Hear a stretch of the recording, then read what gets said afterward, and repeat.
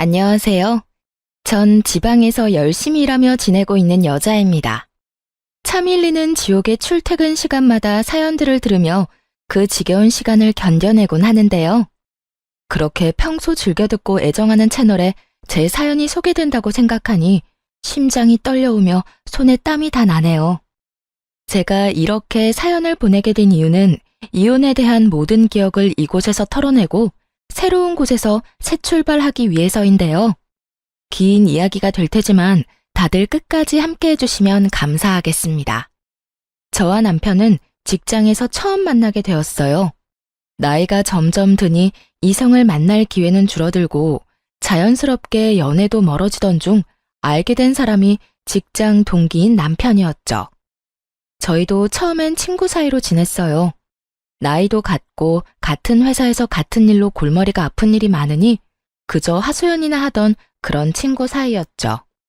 일상을 나누며 회사 일로 하소연이나 하며 편하게 지내던 저희는 영원한 친구는 없다는 그 말처럼 서서히 서로에게 감정이 생겼고 그렇게 4년을 연애하다 결혼까지 하게 되었습니다. 결혼을 할 당시 저는 모아둔 돈이 꽤 있었고 남편은 거의 없는 상태여서 걱정이 많았는데 시댁에서 집을 마련해주며 신혼집을 보다 수월하게 마련할 수 있었어요. 이런 와중에 문제점이 있다면 시모의 집 마련 유세였어요. 물론 처음엔 저도 신혼집까지 해주셨으니 너무 감사한 마음이 가득했어요. 더 시부모님께 잘하려고 노력도 많이 했고요. 하지만 그런 마음도 오래가지 못하더군요. 유세라고 표현하기 싫지만 이보다 더 잘 표현할 단어는 없겠더라고요. 처음엔 참을만 했던 집 유세는 날이 가면 갈수록 심해졌고 그 말끝마다 내가 해준 집이라는 것을 강조하는데 그 유세는 말도 못할 정도였어요. 여보세요? 아가, 내가 마침 근처에 볼 일이 있어서 내가 사준 아파트에 잠시 들렀는데 여기 내부 산책로도 참 잘 돼 있는 것이 보면 볼수록 내가 좋은 아파트를 사줬다는 생각이 드는구나. 집이 참 좋아. 하긴 누가 고르고 누가 산 집인데 별로이기도 힘들지 않겠어? 네? 아, 네. 참 좋긴 하죠. 요즘에 아파트 잘 갖춰져 있으니 살긴 참 편한 것 같아요. 산책로도 그렇고 편의시설도 잘 갖춰져 있고 말이에요. 요즘 아파트가 아니라 내가 사준 이 아파트가 너무 좋다는 말을 하고 있는 거야. 하여튼 넌 나한테 잘해라. 시집 하나 왔을 뿐인데 이런 아파트에서 살게 됐으니 말이다. 내 친구 미자라고 있는데 걔 며느리는 아무것도 안 해줬는데도 이번에 용돈을 200만 원이나 주고 가방도 사줬다고 하더라. 그냥 그렇다고. 대화의 시작과 끝을 이런 식으로 해버리니 정말 생각 같아선 직접 대출이라도 받아서 아파트를 사버리고 싶은 심정이었어요. 거기에다 제가 회사에서 일할 때마다 전화로 이런 말을 꺼내는데 꼭 내가 집을 해줬으니 네가 돈 많이 벌어서 나한테 다 갚으라는 뜻으로 들리기도 했어요. 시모의 일로만 해도 스트레스가 쌓이는데 이런 통화를 할 때면 꼭 직장 상사가 귀신같이 나타나 저에게 한 소리를 해대곤 했어요. 또 시댁 전화? 아, 네. 죄송해요. 안 받으려고 했는데 혹시나 급한 일이면 어쩌나 해서요. 다음부턴 저녁에 전화 달라고 말씀드릴게요. 한두 번도 아니고 매번 일하는 시간에 이게 뭐니? 이래서 시집간 여자들은 안 된다니까. 왜 회사에서 사적인 통화를 하는 거야? 그것도 시댁 전화를 말이야. 그런 전화는 말도 길어져 기분도 상해. 여러모로 일에 지장되는 거 몰라?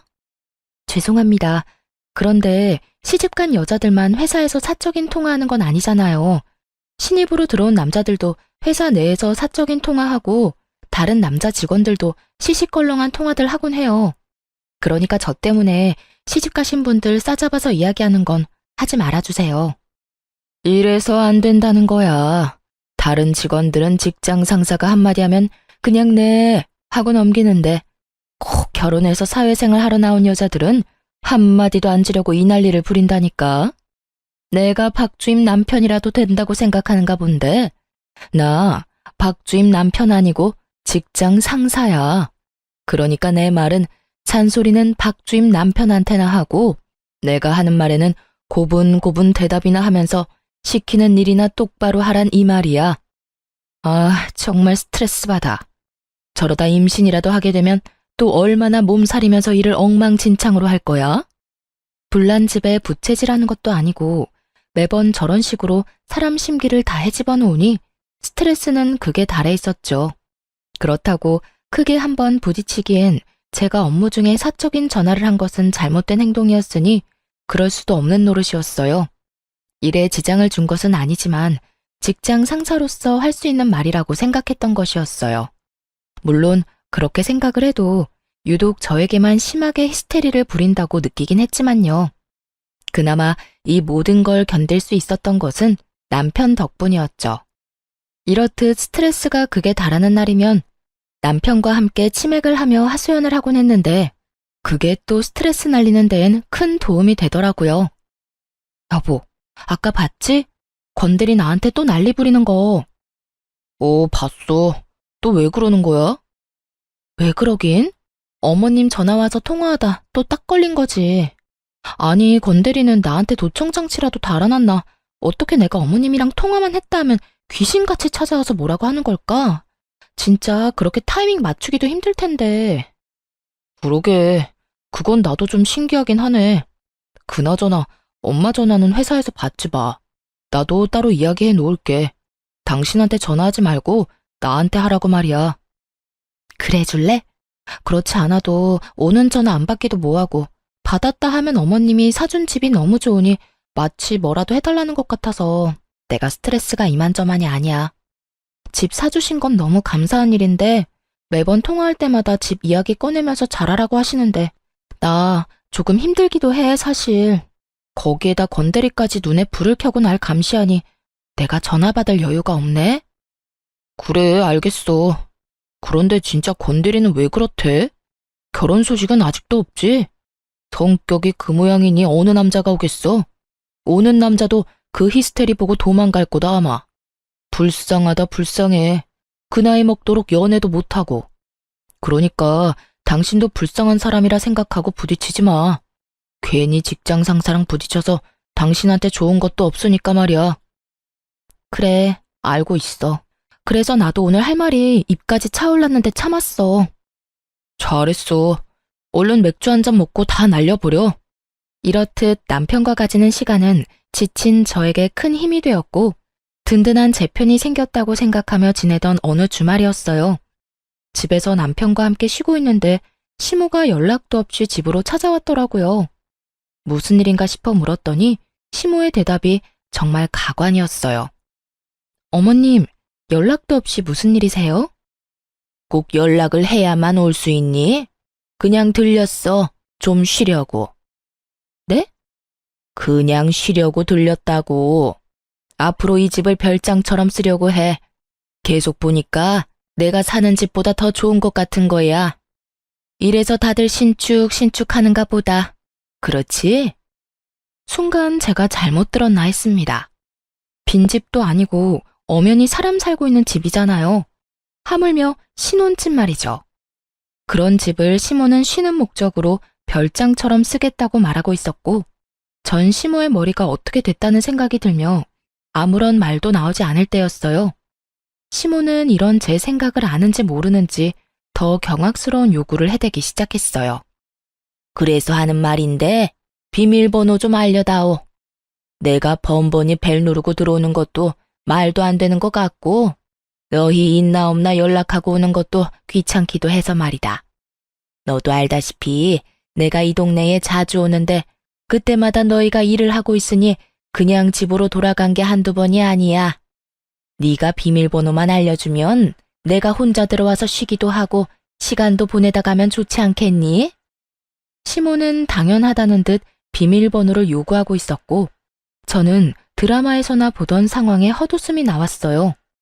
분명 아들 내외 잘 살라고 좋은 마음으로 집까지 해주셨을 텐데 오히려 그 집이 너무 좋은 것 같으니 자기가 쓰겠다는 말이잖아요. 가만히 있다가는 진짜 셋이서 살 수도 있겠다 싶더라고요. 이 말도 안 되는 확신을 부셔주어야 한다고 생각했고 더 이상한 말을 꺼내기 전에 시모에게 이렇게 말했어요. 어머님, 그건 곤란하겠는데요. 아무리 어머님이 이 주변에 자주 오신다고 해도 어떻게 신혼집 비밀번호를 알려드리겠어요. 저희가 사는 저희 공간인데요. 그냥 오시기 전에 연락하고 오세요. 오늘처럼 갑자기 오셔서 괜한 헛걸음 하지 마시고요. 독하게 마음먹은 순간이었어요. 이대로 어영부영 비밀번호를 알려주었다간 신혼생활은커녕 시모 모시고 사는 거나 마찬가지가 될 것 같았고, 전 아무리 남편을 사랑한다고 한들 그런 결혼 생활은 하고 싶지 않았거든요. 그래서 제 표정과 제 말투는 단호했고, 단호한 저의 태도에 시모는 노발대발하며 역정을 내더라고요. 그 골백 번은 더 말한 집 유세를 부리며 말이죠. 너 지금 말 다 했니? 이 집 내가 사준 내 집이다. 아무리 너희 부부가 살고 있다고는 한들 내 돈으로 산 내 명의의 내 집이라고. 그런 내 집에 내가 왜 연락을 하고 와야 하니? 그게 말이 된다고 생각하니? 지금 말이 안 되는 말을 하는 사람이 누군데 이러세요. 어머님이 저희 살라고 마련해 주셨으면 저희 집 아닌가요? 어머님이 가끔 연락하고 오셔서 저희랑 시간도 보내고 식사하시고 가는 건 아무 상관없어요. 그 정도야 할 수도 있죠. 그런데 어머님이 바라는 건 그게 아니잖아요. 저희 의견, 저희 일정과는 상관없이 어머님 편할 때 어머님 집처럼 쓰려고 한다는 말인데 그게 말이나 된다고 생각하세요? 그게 정말 정상적인 상황이라고 생각하시냐고요. 얘 말하는 거 좀 봐라. 그러면 너는 내가 지금 말도 안 되는 이상한 요구라도 하고 있다. 이 뜻이니? 내가 계속 말하지 않았니? 이 집은 내 돈으로 산 내 집이라고. 알고 있어요. 그런데 저희 살라고 주셨으면 끝이란 말을 하고 있는 거예요. 그래서 끝까지 비밀번호는 못 알려준다. 이거니? 네, 절대로 못 알려드린다고 말하고 있는 거예요. 그야말로 칼과 방패의 싸움이었어요. 시모는 계속 내 집이라고 하며 비밀번호를 요구했고, 전 말도 안 되는 소리라며 절대로 안 된다고 하고 있었죠. 시모는 끝까지 단호한 저를 보며 숨을 고른다 싶더니 이런 말을 저에게 하더라고요. 그래?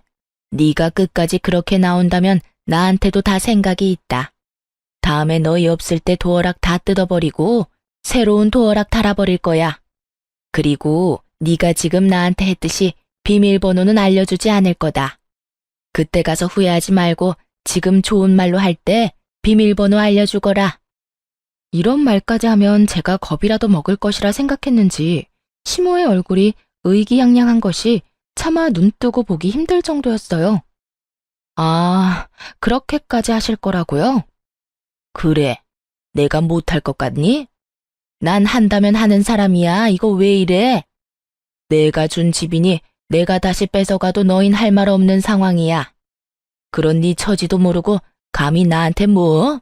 연락을 하고 와?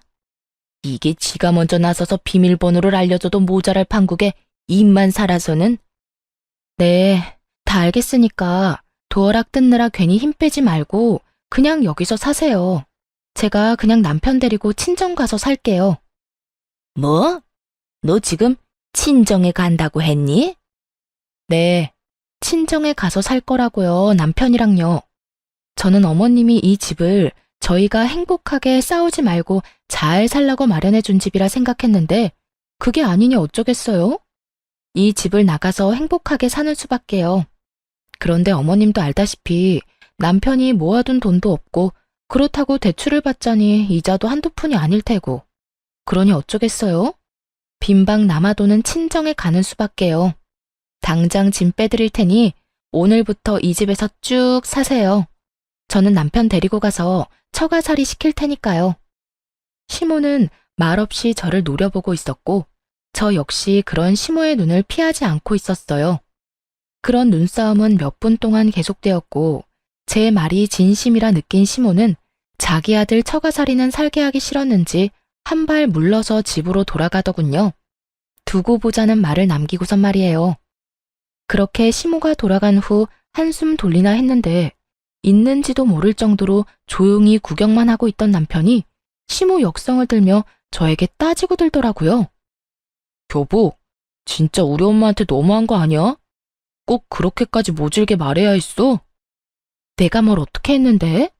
당신은 어머님이 나한테 어떻게 하는지 못 봤어? 당신이 계속 따지고 도니까 그렇지. 그냥 좋은 말로 안 된다고 했으면 됐잖아. 꼭 그렇게 끝까지 엄마를 이겨먹어야만 했어? 당신 진짜 말 이상하게 한다. 난 분명 처음에 좋게 좋게 안 된다고 했어. 그런데도 끝까지 우긴 건 내가 아니라 어머님이야.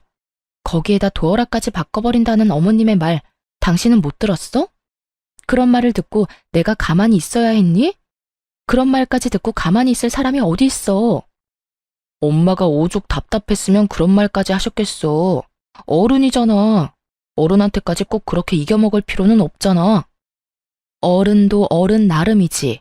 당신 말대로 말 같지도 않은 말을 내내 하고 넘어가면 더 큰 문제가 되어서 돌아온다는 거 몰라서 지금 그런 말을 하는 거야? 더 큰 문제는 무슨? 뭘 말하는 건데? 그리고 말이야 바른 말이라고 여기 엄마 집 맞잖아. 엄마가 이 집 마련 안 해줬으면 우리 지금쯤 대출금 갚느라 이런 편한 생활은 하지도 못했다고. 애초에 자기가 모은 돈은 너무 없어 시모 도움까지 받게 된 것인데 저딴 말을 하니 어이가 없더라고요. 당신 잊었어? 난 집 마련할 능력이 있었어. 물론 지금도 있고 말이야. 반반 결혼을 하려고 했던 우리가 못하게 된 이유는 당신 때문이라고. 당신이 돈이 없었으니까. 이게 다 누구 때문인데 엄마가 집 마련을 안 해줬으면 이렇게 편한 생활을 못했을 거라고? 당신이 지금 그런 말 할 처지야? 그건 그렇지만 엄마 덕분에 우리가 편하게 사는 건 맞잖아. 금전적으로 좀 여유로운 건 맞겠지. 그런데 돈이 다가 아니잖아. 당신이랑 나, 어머니 때문에 이렇게 말다툼하는 상황이 편해? 매번 어머님이 이렇게 오셔서 내 집이라고 마음대로 하는 모습이 당신이 보기엔 편하냐고. 그러니까 엄마가 그러든 말든 그냥 그러려니 하고 져주면 다 편하잖아. 당신도 이렇게 언성 높일 일 없고 엄마도 저렇게 화낼 일 없고. 그러면 우리도 싸울 일 따윈 없다고. 당신이나 어머님이나 참말 안 통한다. 하여튼 나는 당신 말처럼 내내거릴 생각 없으니까 그런 줄 알고 당신도 어머님한테 비밀번호 알려주지 마. 알려주기만 해봐. 정말 대출을 내서라도 집 마련해서 이 집에서 확 나가버릴 테니까. 정 안 되면 정말 처가살이까지 각오해야 할 거야. 저는 말로 남편의 입을 막아버렸고 남편도 더는 똑같은 말을 꺼내지 않더라고요. 결혼 이후 처음으로 한 부부싸움에 감정이 상할 대로 상한 상태였고 어느 누구도 먼저 말을 걸지 않고 있었어요. 말도 하지 않는 상황이었지만 그저 흔히들 할 수 있는 부부싸움이라 생각하며 차마 이혼까진 생각지도 않고 있었는데 남편은 제 생각과는 다른지 점점 냉랭한 모습으로 저를 대하더라고요. 그런 남편의 태도를 보며 저 역시 남편에 대한 실망감이 더욱 깊어졌고요. 물론 그 이유가 남편의 행동뿐만은 아니었어요. 저에게 말 한 번 걸지도 않는 남편은 어느 순간부터 회사에서 저와 사이가 좋지 않던 그 직장 상사와 친하게 지내기 시작했고 그런 모습에 실망감은 더 깊어지고 있었죠.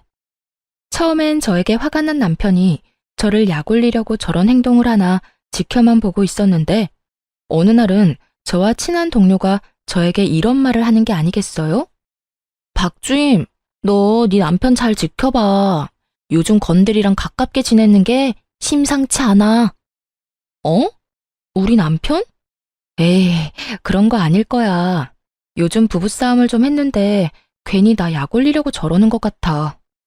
처음엔 나도 그렇게 생각했는데 그게 아닌 것 같아. 이런 말 박주임 기분 나쁠까 봐 안 하려고 했는데 못 본 척하는 건 아무래도 아닌 것 같아서. 나 비상계단에서 두 사람 마주쳤는데 날 보더니 화들짝 놀래면서 이상한 연기를 하더라니까. 아닐 수도 있는데 혹시 모르는 일이니까 잘 지켜봐. 정말 박주임 걱정돼서 하는 말이니까 너무 기분 나빠하지 말고. 이 말을 듣는데 정말 뒤통수가 얼얼해지는 느낌이었어요. 시모의 일로 남편과 다투고 사이가 좋지 않긴 했지만 그런 쪽으론 정말 생각해보지도 못했으니까요.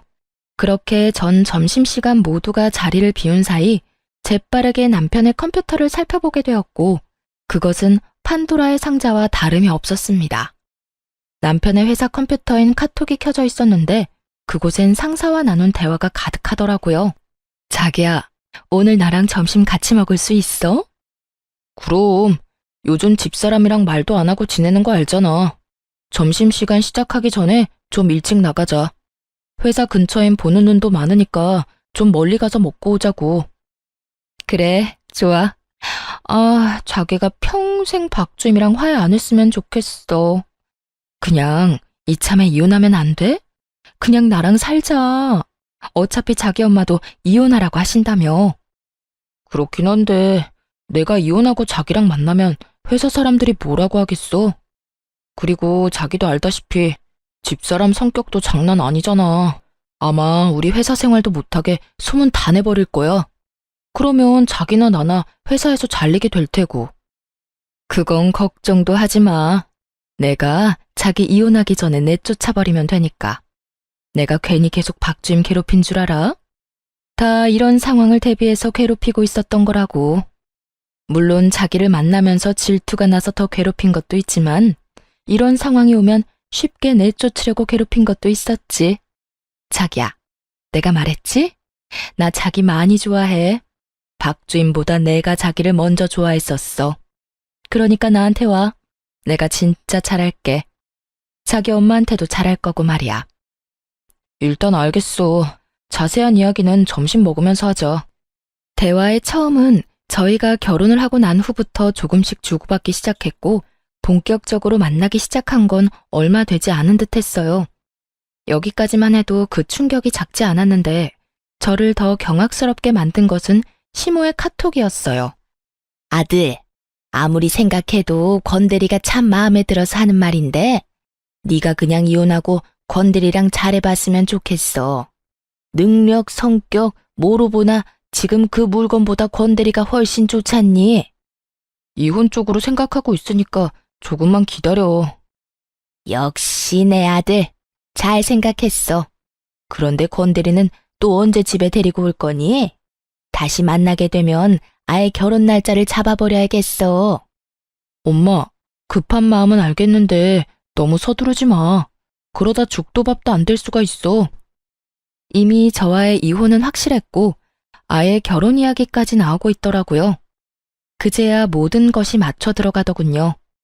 저를 향한 지속적이고 지나친 상사의 괴롭힘부터 한 번 싸웠다고 이때껏 냉랭하던 남편의 모습, 그리고 연락이 와서 시집살이 시켜도 몇 번은 더 시키고도 남을 시무가 아무 연락조차 없는 것까지 모든 것이요. 상간녀는 제가 질투나고 꼴보기 싫어 이때껏 저를 그렇게나 못 잡아먹어 안달이었던 것이고, 시모는 이제 새로운 며느리가 생길 예정이니 연락을 할 필요가 없었던 것이었죠. 남편과 상간녀는 사랑에 빠진 여느 연인과 다름이 없는 모습이었고, 시모는 새 며느리를 맞이할 생각에 들떠 한껏 신이 난 상태였어요. 이혼은 당연한 상황이 되었고, 그런 상황이 되니 그냥 이혼해 줄 순 없는 노릇이었어요. 끝까지 남편을 붙잡고 또 붙잡아 최적의 타이밍에 이혼하기로 결심한 것이었죠. 카톡을 살펴본 결과 그 타이밍이 멀지 않은 것 같았거든요. 그렇게 전 소름 끼치는 결혼 생활을 조금 더 버티기로 했고, 남편과 시모는 작정하고 저를 괴롭히기 시작하더군요. 위자료를 주기 싫어 어떻게 해서든 제 입에서 이혼 소리가 나오게 하려고 애쓴다는 걸 알고 나니 그저 웃길 뿐이었어요. 당신 빨래 안 했어? 어떻게 양말 하나가 없어? 빨래 했는데? 내 것만 했지. 뭐? 내 것만 했다고. 나한테 말 한마디 안 걸고 눈 한 번 안 마주쳐주는 남편 뭐가 예쁘다고 빨래를 해줘? 아참, 그리고 앞으로 밥도 내 밥만 차려 먹을 거니까 당신 밥은 당신이 차려 먹어. 당신 진짜 이렇게 치사하게 굴 거야? 그리고 당신 주부야. 주부가 그런 기본적인 것도 안 하면 어쩌자는 거야? 주부이기 전에 나도 회사원이야. 그리고 집안일은 여자만 하라는 법이라도 있어? 내가 집에서 노는 사람도 아니고 나도 일하러 다니고 돈 버는데 왜 나만 집안일을 해야 해? 각자 번 돈 각자 쓰는 것처럼 각자 집안일은 각자 해. 야, 너 이따위로 나올 거야?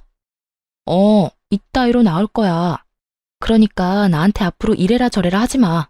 이때껏 말 한마디 안 걸더니 기껏 한다는 말이 빨래? 그딴 말 할 거면 그냥 쭉 계속 말 걸지 마. 그 편이 나도 편하니까. 남편은 괜한 시비와 트집을 잡아보려 노력했지만 이렇듯 저에게 상대도 안 되는 남자였고 뜻대로 되지 않자 시모를 집으로 부르더군요. 예, 너 이 말이 사실이니?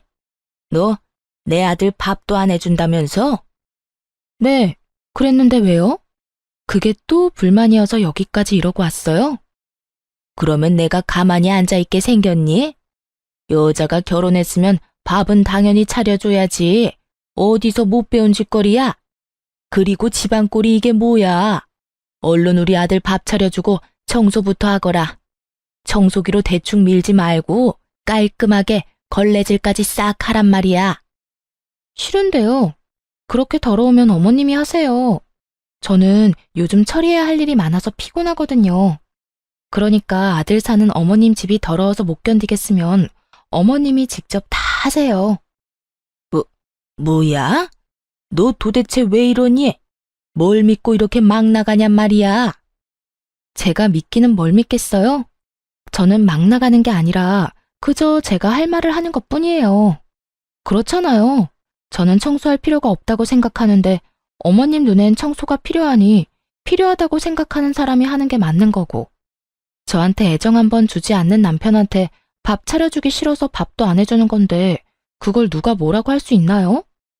그러니까 계속 이렇게 찾아와서 괜한 트집 잡아봐도 아무 소용 없으니까 이렇게 오지 마세요. 불편하니까. 다음부턴 어머님 오시면 전 그냥 나가 있을 테니 그런 줄 아시고요. 시모는 또 어떻게 해서든 트집을 잡으며 저를 괴롭히려고 노력했지만 전 그럴 때마다 싱긋싱긋 웃으며 시모의 약을 올려주었어요. 그럴 때마다 시모는 뒷목 잡고 앓는 소리를 내곤 했고 그마저도 꼴보기 싫어졌던 저는 시모가 오면 말을 다 무시한 채 집을 나가버리곤 했습니다. 생각 같아선 짐을 싸서 확 나가고 싶었지만 누구 좋으라고 그렇게 하겠어요. 그래서 시모와 남편의 쇼를 보며 그 시간만 기다리고 또 기다렸죠. 남편은 여전히 저에게 위자료 한 푼이 주기 싫어 본인 입으론 절대 이혼 이야기를 꺼내지 않고 있었고 저 역시 그런 점을 이용해 하고 싶은 행동은 다 하며 아주 편하게 지내고 있었습니다.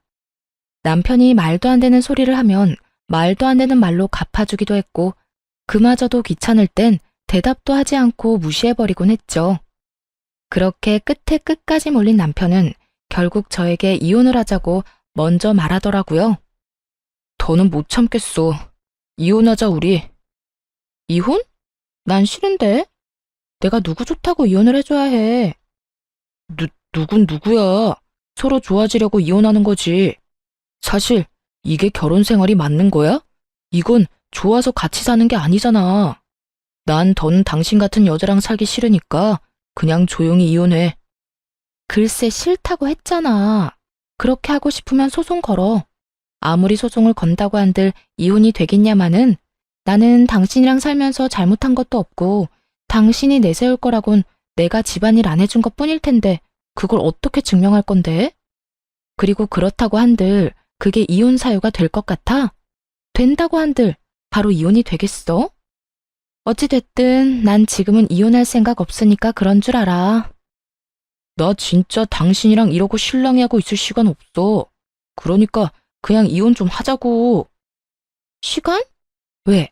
무슨 문제 있어? 나랑 꼭 지금 이혼해야 할 이유라도 있는 거야? 아니. 그런 게 아니라 그냥 이렇게 사는 게 무슨 의미가 있나 이런 말이지. 당신도 엄마가 찾아와서 당신 괴롭히는 거 힘들 거 아니냐고. 안 힘들어. 어머님 오면 바로 나가버리는데 내가 힘든 일이 뭐가 있어.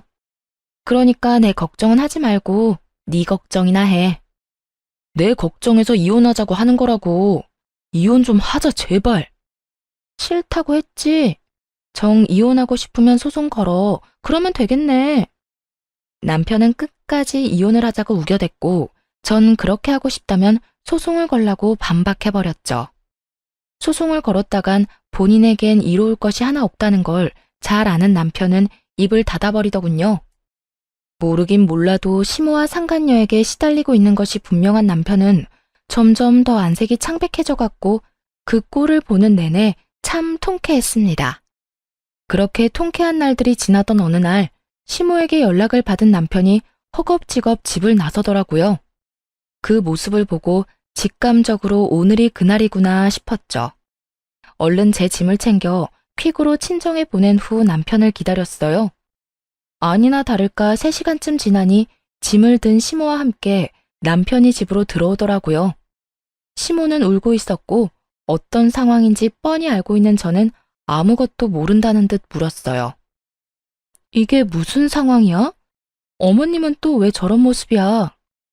그게, 엄마가 주식을 하다가 사기를 당했어. 거기서 멈췄어야 했는데 본전 생각나니까 계속 주식하다가 가진 걸 날린 것도 모자라 빚까지 냈다네. 오늘 빚쟁이들이 집으로 찾아와서 급하게 엄마 모시고 오는 길이야. 이미 엄마 집은 넘어갔고 이 집도 아마 곧 넘어가게 될 거야. 시모는 주식 사기꾼에게 사기를 당해 큰 돈을 날리게 되었고 그 돈을 메우고자 다시 주식에 손을 댄 것이었어요. 그렇지 않아도 성공하기 힘든 주식을 아무 지식도 없는 시모가 아무리 돈을 쏟아붓는다 한들 수익을 낼 리가 없었고 계속 잃고 잃다 가진 돈도 날리고 집도 날리다 못해 빚까지 내게 된 것이죠. 남편은 제 눈치를 살피고 있었고 시모는 남편이 이야기하는 내내 울고만 있더라고요. 그런 두 사람의 모습은 말도 못할 만큼 가관이었고 더 가관인 말이 남편의 입에서 흘러나오고 있더군요. 그래서 하는 말인데 당신 나랑 결혼할 때 혼수만 해오고 남은 돈 있잖아. 그 돈으로 우리 셋이서 살 집 좀 구하자. 작은 집이라도 우린 상관없어. 그러니까 당신이 가진 돈으로 빨리 집 좀 구해서 일단 이 위기를 좀 넘겨보자. 참 뻔뻔하다 싶었어요. 뒤론 다른 여자를 사랑한다, 빨리 함께하고 싶다고 난리더니 어떻게 저한테 집을 마련해달라고 저리도 당당하게 이야기할 수 있는지. 역시 상식 바뀐 사람이다 싶기도 했고요. 전 처음부터 끝까지 개변만 늘어놓고 있는 남편에게 모든 사실을 밝히기로 했죠. 제가 기다리고 기다리던 그 순간이었습니다. 듣고 있으려니 참 기가 차서 웃음이 나려고 하네. 나한테 이럴 필요가 뭐 있어? 당신, 내가 굳이 살 집 마련하지 않아도 살 수 있는 집이 또 있잖아. 땡땡동 땡땡 아파트 109동 1203호. 나한테 구질구질하게 집 해달라 하지 말고 거기 가서 당신 엄마랑 살아.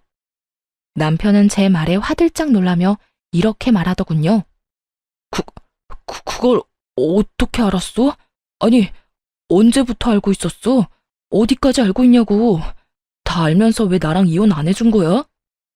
너 이러라고 이혼 안 해준 거야. 내가 어디까지 알고 있는지 궁금해? 나 당신이 생각하는 것보다 많이 알고 있었어. 당신 엄마가 주식으로 돈 다 날려먹은 것부터 시작해서 집도 다 경매로 넘어가기 전에 나랑 하루빨리 이혼하려고 안 달랐던 것까지 말이야. 뭐? 그러면 그때 이혼 안 한다고 우긴 것도 다 알고 일부러 그런 거였어? 응. 나 일부러 이혼 안 하고 버틴 거야. 오늘 이런 순간을 위해서. 네, 저는 다 알고 있었습니다. 이런 순간이 올 거라는 걸 말이죠. 사실 카톡을 보게 되었을 때 남편의 외도 말고 알게 된 점이 무수히 많았습니다. 시모가 주식 사기를 당한 것도 모자라 다시 주식을 해 다 날려먹었다는 건 물론이었고 상간녀는 시모와 잘 지내고는 싶지만 시모를 모시고 살 생각은 없다는 것까지 말이죠. 그래서 남편은 하루라도 빨리 정리하고 상간녀와 재혼을 해버릴 생각이었던 것이죠. 그리도 시끄럽게 한 재혼인데 고작 시모 한 명 모신다고 다시 이혼을 할 리는 없을 거라 확신한 것이었어요. 그런 사실을 다 알아버린 저는 절대 이혼을 해주지 않고 버텼고 결국 시모의 집은 경매로 넘어가 오갈대가 사라져버린 것입니다. 마음이 급해진 두 사람은 일단 저에게 빌붙어 있다가 제 뒤통수를 치고 상간녀에게 갈 생각이었겠죠. 모든 사실이 드러나자 남편은 어떻게 이렇게까지 할 수 있냐고 따져 묻기 시작했어요. 당신이 나한테 어떻게 이렇게까지 해? 당신 때문에 나는 지혜랑 결혼도 못하고 지금 이렇게 엄마랑 오갈 데도 없어졌잖아. 야, 정신 차려. 너랑 나랑 아직 부부인데 나한테 다른 여자랑 결혼 못했다고 따지는 거야? 그것도 내 탓으로 돌리면서? 네가 진짜 돌아도 완전히 돌았구나. 뻔뻔한 것도 정도가 있지. 너 이 정도면 정신병이야, 알아? 당신이 정신병이라고 생각하든 말든 난 아무 상관없거든. 다 됐고, 당신 때문에 우리 지혜 집에도 못 가게 생겼으니까 당신이 책임져. 당신이 책임지고 엄마랑 나 살 집 구해내란 말이야. 이게 다 당신이 이혼 안 한다고 우겨서 이렇게 된 일이니까 당신이 집 구해달란 말이야. 아니, 난 지금 이 순간에 이혼하려고 이때껏 버틴 건데? 그렇게 당신이 원하던 이혼 지금 하자. 지금 해줄게. 내가 미쳤냐? 오갈 데도 없는데 당신이랑 이혼하게?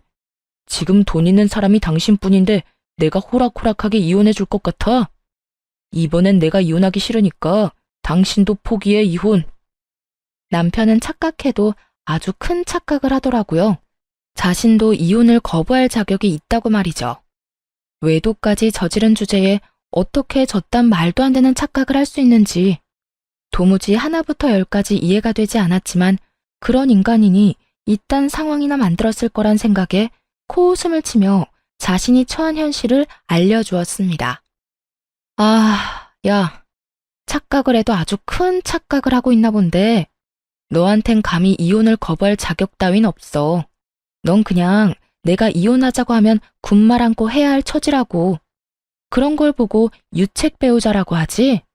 같은 사무실 여자랑 바람 피운 것도 기가 막히는데 빚쟁이 엄마까지 데리고 와서 집을 구해내라고? 생각을 좀 하고 살아라. 그런 생각을 했다는 것 자체가 경악스러우니까. 그래서 기어코 나랑 이혼을 하겠다는 이 뜻이야? 넌 우리가 불쌍하지도 않아? 난 내가 불쌍해, 내가. 어쩌다 너 같은 거랑 결혼해서 이 꼴을 보고 겪어야 하는 내가 불쌍하다고. 나는 소송을 해서라도 너하고 이혼할 거야. 그러니까 이혼 준비나 해. 알겠어? 남편은 그제야 제가 이혼을 하자고 하면 본인의 의지와는 상관없이 해야만 한다는 것을 깨달았는지 태세를 바꿔 굽신거리기 시작하더라고요. 친정 부모님까지 들먹이며 말이죠. 남편은 어떻게 해서든 제 마음을 돌려보려 꺼낸 것이 친정 부모님이었지만 그 말은 저를 더 화나게 만들었죠. 여보, 그러지 말고 다시 좀 생각해봐. 당신 지금 이혼한다고 하면 장인어른 장모님도 충격이 크실 거야. 그러니까 흥분을 좀 가라앉히고 좀 더 차분하게 생각해봐. 우리 부모님이 받으실 충격 걱정한다는 놈이 날 배신하고 다른 여자랑 바람이나 피워댔어? 너 같은 놈 걱정은 필요도 없으니까 다신 우리 부모님 이야기 하지도 마. 그 더러운 입에 올리지도 말라고. 저는 흥분한 상태였고 그로 인해 말이 험해지고 있었어요. 꽉 쥔 주먹마저 떨리고 있던 그때였어요. 아들만 믿고 있다가 상황만 더 악화되겠다 싶은 시모가 남편의 옆에 나란히 서 저를 설득하고 나서더군요.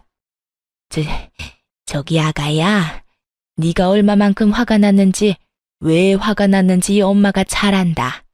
얼마나 배신감이 들겠어.